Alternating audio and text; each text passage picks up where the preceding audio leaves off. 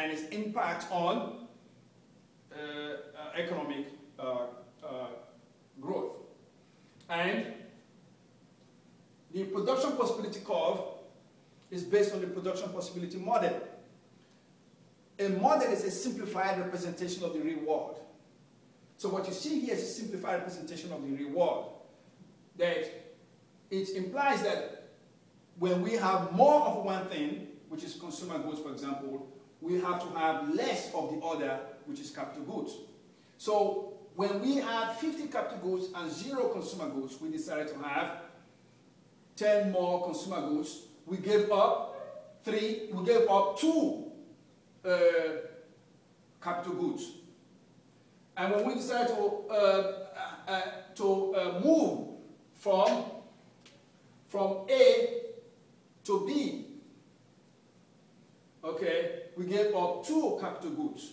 When we decided again to move from B to C, in other words, to have 10 more consumer goods, we gave up 3 capital goods.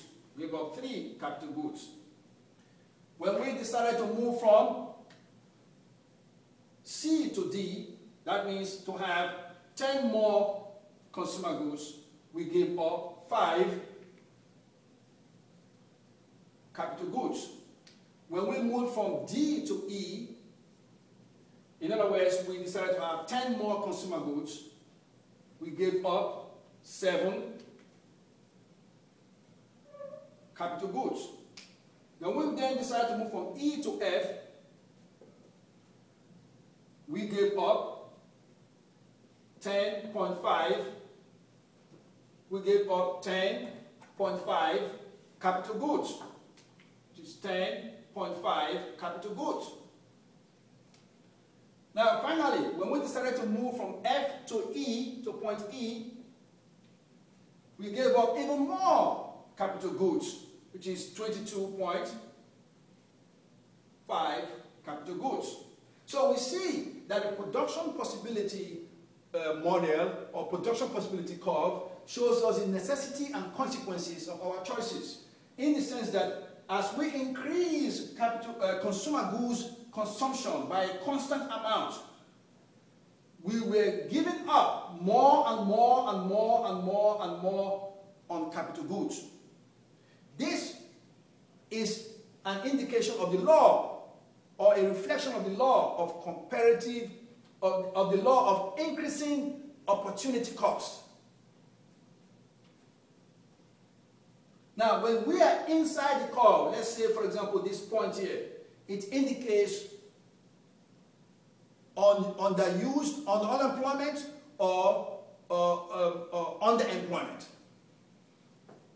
And when we are on the curve, A, B, C, D, E, F, G, here's point G and not point E. So when we are on the curve, A, B, C, D, E, F, G, it indicates full employment. And when we are outside the curve, let's say this point here, outside the curve, which I will call point H, it indicates a desirable point, but unattainable point because of insufficient resources. Now, if as a result, we say that when we decide to increase consumer goods, we have to give up on capital goods. But that is under the assumption that technology is fixed. Now, if we abandon that assumption and now assume that technology is no longer fixed, or that resources are no longer fixed. So if resources increase, for example, population increase, or labor increase, and land increase, capital increase, and entrepreneurial ability increases, then production possibility curve will shift to the right.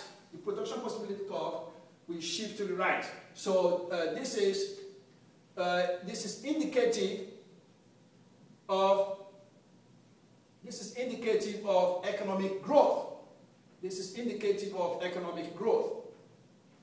Okay.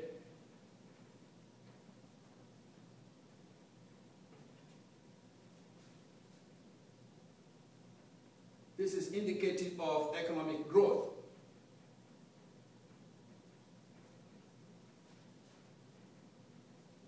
Okay, so this is indicative of economic growth when the production possibility curve shifts to the right. And as I said, this is because the technology, we are experiencing technological advancement, and also because the total factor resources have increased.